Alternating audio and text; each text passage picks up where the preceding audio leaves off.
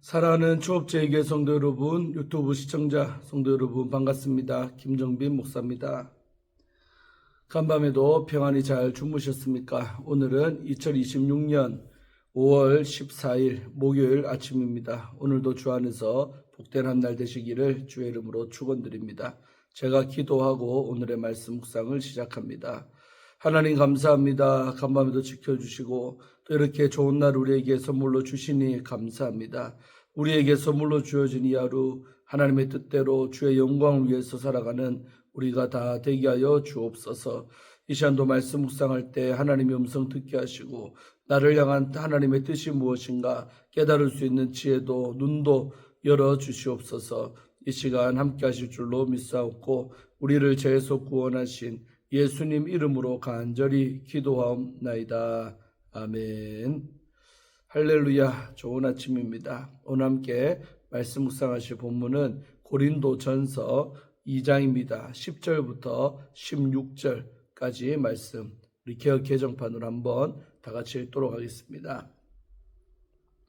오직 하나님이 성령으로 이것을 우리에게 보이셨으니 성령은 모든 것 곧 하나님의 깊은 것까지도 통달하시느니라.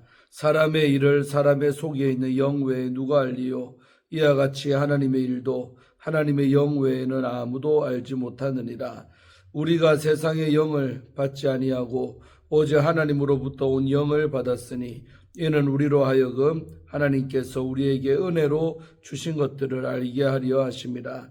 우리가 이것을 말하거니와 사람의 지혜가 가르친 말로 아니하고 오직 성령께서 가르치신 것으로 하니 영적인 일은 영적인 것으로 분별하느니라. 육에 속한 사람은 하나님의 성령의 일들을 받지 아니하나니 이는 그것들이 그에게는 어리석게 보임이요 또 그는 그것들을 알 수도 없나니 그러한 일은 영적으로 분별되기 때문이라. 신령한 자는 모든 것을 판단하나 자기는 아무에게도 판단을 받지 아니하느니라. 누가 주의 마음을 알아서 주를 가르치겠느냐? 그러나 우리가 그리스도의 마음을 가졌느니라. 아멘. 오늘도 먼저 본문 말씀 주의할 때 은혜 받으시기를 바랍니다. 자, 오늘 10절 한 절의 말씀은 하나님의 비밀을 계시하시는 하나님의 영, 성령에 대해서 말씀하고 있습니다. 세상 통치자에게 숨겨진 하나님의 이 지혜가 우리에게는 숨겨지지 않습니다. 세상은 이해할 수 없는 하나님의 비밀을 우리에게 전달해 주시는 성령님이 계시기 때문입니다. 사도 바울은 성령님을 하나님의 영, 그의 영 이렇게 소개하며 세상 속에 숨겨진 하나님의 비밀이 그의 영을 통해 계시되고 있음을 선언합니다. 성령님은 하나님의 모든 것과 깊은 것을 통달하십니다. 통달하다로 번역돼 에르로라는 단어는 사도가 자주 쓰지 않는 동사입니다. 이 동사는 숙고하여 살피는 것을 의미합니다.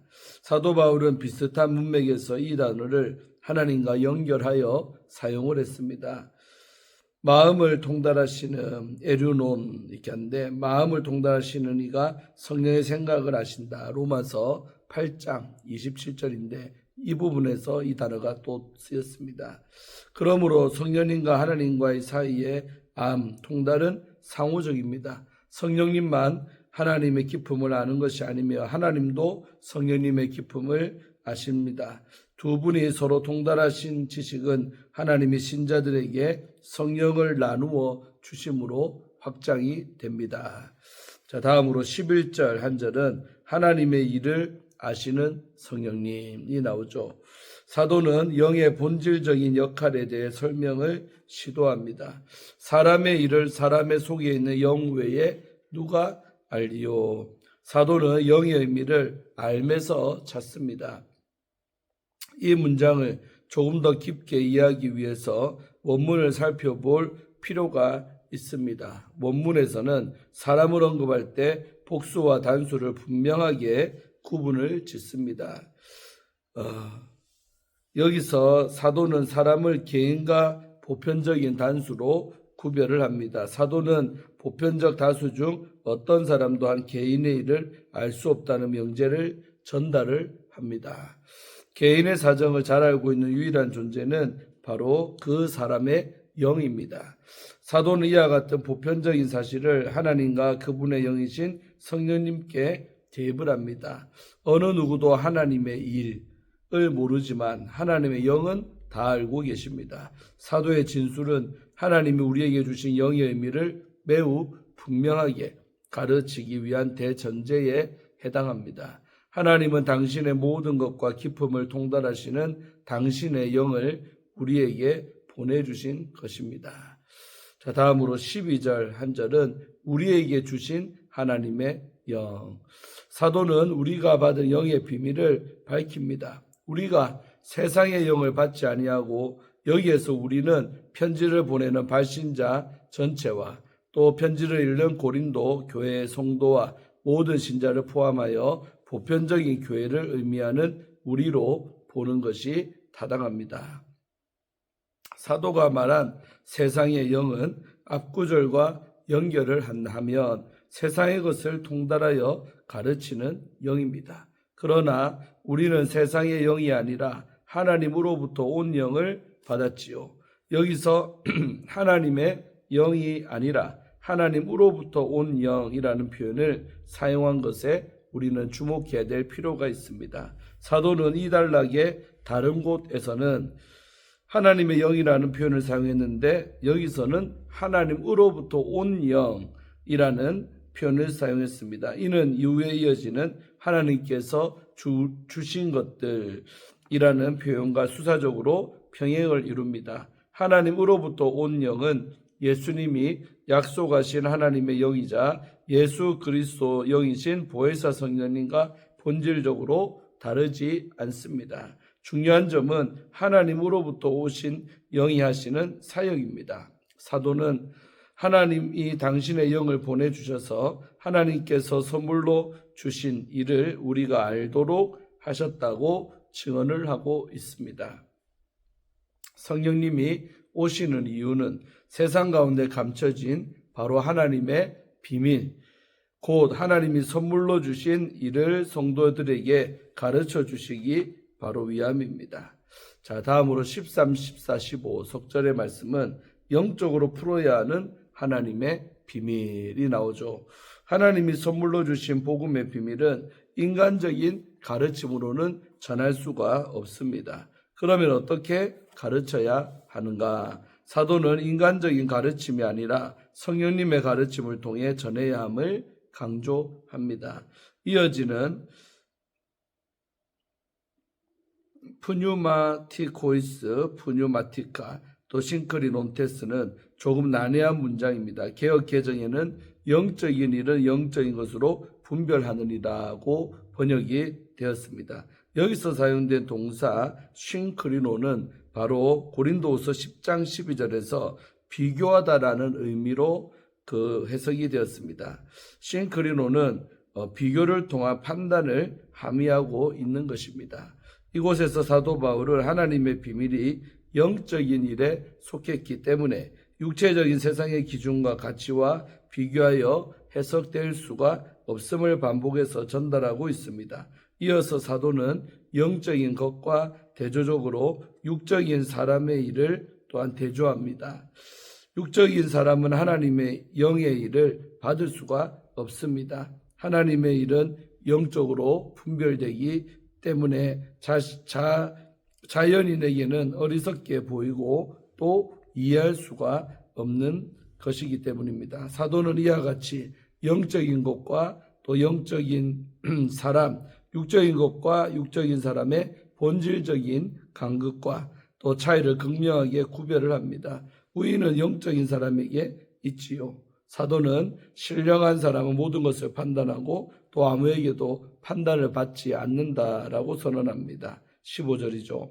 이는 면책특권을 말하는 것이 아니라 신령한 판단에 따라 행하는 사람의 행위가 가진 온전함을 말하는 것입니다. 신령한 사람은 모든 일에 하나님의 뜻을 따라 판단하며 영적이고 온전한 삶을 살기에 아무도 그를 책망하지 못한다는 것입니다. 자, 마지막 16절 우리가 가진 그리스도의 마음, 하나님의 이 영에 대한 사도 바울의 설명은 그리스도에까지 이릅니다. 사도는 아무도 주의 마음을 알 수가 없지만 하나님의 영을 선물로 받은 우리는 주의 마음을 소유했다라고 선언을 합니다. 성령님은 하나님의 영이요 그리스도의 영입니다. 따라서 성령을 선물로 받은 우리는 깊은 주의 마음을 알 수가 있습니다. 아멘. 예, 주에는 마쳤고요. 이제 말씀 묵상하도록 하겠습니다.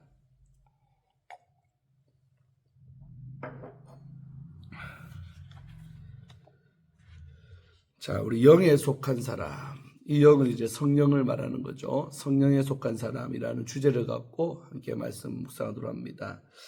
최신형 텔레비전에는 있어도 전파를 받는 수신기가 없으면 아무것도 나오지가 않지요. 공중에는 수많은 전파와 신호가 흐르고 있지만 장비가 없으면 그 신호는 없는 것과 같습니다. 마찬가지로 사람들은 하나님의 말씀을 들어도 받아들이지 않을 뿐 아니라 무시를 합니다. 왜 그럴까요? 영적인 수신기가 없기 때문입니다. 자, 10절과 오늘 11절 두 절의 말씀을 통해 하늘의 신호를 수신하는 장치 성령. 사도 바울은 하나님이 성령으로 이것을 우리에게 보이셨다라고 10절에 명시하고 있습니다. 이것은 조명, 일루미네이션, 이 조명이라고 합니다. 성령은 하나님의 말씀이라는 신호가 우리 마음이라는 화면에 선명하게 나타나도록 불을 밝혀 주십니다. 사람의 속마음을 그 사람의 영 외에는 알 수가 없듯이 하나님의 깊은 계획과 마음은 오직 하나님의 영이신 성령님만이 아십니다. 11절이죠. 우리가 예수님을 믿고 성령을 받았다는 것은 이제 하나님의 음성을 들을 수 있는 영적인 귀가 우리에게 주어졌다는 뜻입니다. 자, 12절부터 14절 말씀 중심으로 보면 세상의 지혜로 깨달을 수 없는 은혜의 신비가 나오고 있습니다. 바울은 우리가 세상의 영이 아니라 하나님으로부터 온 영을 받았음을 12절에 강조합니다. 세상의 영을 받은 사람에게 십자가는 실패요. 원수를 사랑하라는 말씀은 미련한 것입니다. 그러나 성령의 조명을 받은 우리는 다릅니다. 성령님은 하나님이 우리에게 은혜로 주신 것들을 알려주십니다. 구원은 왜 은혜인지, 왜 우리가 고난 중에도 찬송을 할 수 있는지, 왜 보이지 않는 영원한 나라를 위해 헌신하는 것이 귀한지 깨닫게 하십니다. 육에 속한 사람은 이러한 성령의 일들을 받지 아니합니다. 14절이죠. 그들에게 복음은 어리석은 것입니다. 예술에 관심이 없는 사람에게 수천억짜리 가치의 영화를 보여주어도 아무런 감흥이 없는 것과 같습니다. 그들은 복음이 말도 안 되는 것이라고 비웃을 테지만 실상은 그들이 영적인 가치를 알아볼 수 있는 눈과 마음이 없어서 진짜 보화로 보지 못하는 안타까운 상태에 있는 것입니다. 자, 15절 한 절 말씀 보시면 판단받지 않는 거룩한 자존감을 묵상할 수 있습니다. 바울은 신령한 자는 모든 것을 판단하지만 아무에게도 판단을 받지 않는다라고 선언을 합니다. 영에 속한 사람은 성령의 조명으로 무엇이 진리인지 분별을 할 수가 있습니다. 그러나 세상은 그를 온전히 이해할 수가 없습니다. 다니엘은 왕의 칙령을 거절해 사자굴에 던져졌습니다. 사람들 눈에는 그의 처신이 어리석어 보였을 것입니다. 그러나 다니엘은 하나님의 눈으로 무엇이 중요한지를 깨닫고 선택을 할 수가 있었습니다. 세상은 그런 다니엘을 무너뜨리지 못했고 오히려 다니엘을 통해 하나님의 살아계심을 보았습니다. 영에 속한 사람은 세상의 평가에 흔들리지 않습니다. 하늘나라의 시민권자이기 때문입니다. 자, 16절 한 절 말씀 보시면 그리스도의 마음으로 살아가는 삶. 마지막으로 바울은 누가 그리스도의 주의 마음을 알아서 그를 주를 가르치겠느냐라고 묻고 있습니다. 물론 답은 아무도 없다입니다. 그런데 놀라운 선언이 뒤따릅니다. 우리가 그리스도의 마음을 가졌느니라. 성령님은 우리에게 예수님의 생각과 마음을 주십니다. 그리스도의 마음을 가졌기에 우리는 내 유익보다 하나님의 뜻을 먼저 생각을 합니다. 눈에 보이는 성공이 아니라 보이지 않는 하늘의 사명을 따릅니다. 영원한 나라가 있기에 복음을 전합니다. 이 땅의 삶은 영혼을 준비하는 시간이지요. 우리가 그리스도의 마음으로 이웃을 돌보고 용서하고 사랑할 때 세상은 우리를 통해 하나님의 살아계심을 볼 수가 있습니다. 사랑하는 우리 초업제일교회 성도 여러분, 유튜브 성도님들, 세상의 영과 주파수를 맞추고 세상이 주는 불안과 조롱에 마음이 흔들리고 있지는 않습니까? 우리는 그리스도의 마음을 가진 사람들입니다. 우리 안에 계신 성령님을 의지하시기를 바랍니다. 우리는 세상의 평가에 흔들리는 존재가 아니라 하나님의 관점으로 세상을 바라보며 살아가는 사람들입니다. 영에 속한 사람으로서 그리스도 예수의 마음으로 세상을 품으며 담대히 사명의 길을 걸어가시기를 주의 이름으로 축원합니다. 아멘. 묵상 마쳤고요. 마지막으로 우리 조던 레이너 목사님이 쓰신 시간관리도 영성이다 라는 책의 일부분을 읽어드리고 마치려고 합니다. 시편 46편 10절에서 하나님 우리에게 너희는 가만히 있어 내가 하나님 됨을 알지어다 라고 명령을 하십니다. 에밀리 P. 프리먼은 이 구절에 관해 다음과 같이 말했습니다. 하나님이 먼저 가만히 있으라고 말씀하시는 데는 이유가 있습니다. 고요가 알매기를 열기 때문입니다. 내 영혼의 고요는 집안의 잡동사니를 처리하는 것과 같습니다. 침묵과 고요는 내가 하루의 정보를 체질하는 방식입니다. 침묵은 제 역할을 해 붙들어야 할 것과 필요하지 않기에 자연스럽게 떨어져 나가기에 놔둬야 할 것을 분간하고 용기와 창의성을 얻기 위한 여유 시간을 만들어내고 하나님의 음성을 경청할 수 있도록 마음을 가라앉히게 도와줍니다. 침묵, 고요, 고독, 성찰이 하나님의 말씀을 단순히 듣는 것과 그분의 음성을 경청하는 것의 차이를 만들어냅니다. 내 팟캐스트를 들어본 사람은 내가 모든 게스트에게 하나님의 영광과 다른 사람의 유익을 위해 시간을 관리하는 것과 관련된 조언 한마디를 부탁하면서 대화를 마친다는 사실을 알 것입니다. 한 번은 내가 가장 좋아하는 저자인 팀 켈러 목사님에게 이 질문을 던지는 영광을 누렸는데 그의 답변은 약간 뜻밖이었습니다. 인생의 끝에 이르면 기도와 읽기와 고독에 훨씬 더 많은 시간을 쏟았어야 했는데 라고 말하게 될 것입니다.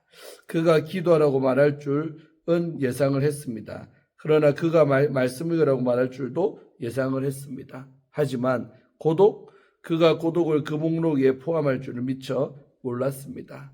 존 마크 코머도 고독의 필요성을 강조했습니다. 그는 슬로우 영성에서 삶의 속도를 늦추기 위한 4가지 습관을 제시를 했습니다. 그에 따르면 가장 중요한 것은 침묵과 고독이다. 아멘. 마지막 글이 아주 은혜가 되죠. 현대인에게 참 너무나도 거리가 먼 그런 이야기지만은 그것이 우리에게 필요하다는 것이죠. 고독도 유익하다는 것입니다. 자, 오늘 큐티 마치겠습니다. 오늘도 큐티를 통하여 하나님의 음성을 다들 들으신 줄로 믿습니다. 기도하겠습니다. 하나님 아버지 감사합니다. 이 세상을 살아가며 하나님 우리에게 늘 말씀하고 계시는데 나에게 영적인 수신기가 되어주시는 성령님이 계시기에 부족한 우리들이지만 하나님의 마음을 느끼고 그분의 마음을 알아 이 세상을 살아가는 줄로 믿습니다. 우리 안에 계신 그리스도의 영인 성령님을 내가 더욱더 의지하며 그분과 대화하며 그분께 묻고 답하며 살아갈 수 있도록 도와주시고 너무나도 아버지 하나님 분주복잡한 삶 속에서 고독하지 않기에 외롭지 않기에 너무나 주변에 사람이 많기에 하나님의 음성을 못 듣고 살아가는 현대인들의 일상 속에서 우리는 때로 스스로 고독을 자처하고 외로움을 자처해서라도 하나님의 음성을 늘 들으며 그분과 교제하며 살아가게 하여 주옵소서. 팀켈러 목사님이 말한 것처럼 인생의 마지막이 되면 내가 더 고독했어야 되는데, 내가 더 주님과 그런 시간을 가졌어야 했는데 하는 후회를 하게 될 것이라고 말합니다. 아버지, 우리는 그런 후회하지 않도록 하루하루 정말 주님과 동행하며 그분의 음성을 들으며 살아가는 우리 하루하루의 삶이 다 되도록 역사하여 주시옵소서. 때로 사람과의 만나는 시간도 더 줄이고 하나님과 더 독대하며 그분과의 시간을 가질 수 있는 우리가 다 되기를 원합니다. 역사하여 주옵소서. 감사드리옵고 예수님 이름으로 간절히 축복하며 기도하옵나이다. 아멘. 할렐루야. 오늘도 좋은 목요일 하루 되시고 내일 아침에 또 뵙겠습니다. 좋은 하루 되시기를 바랍니다. 샬롬.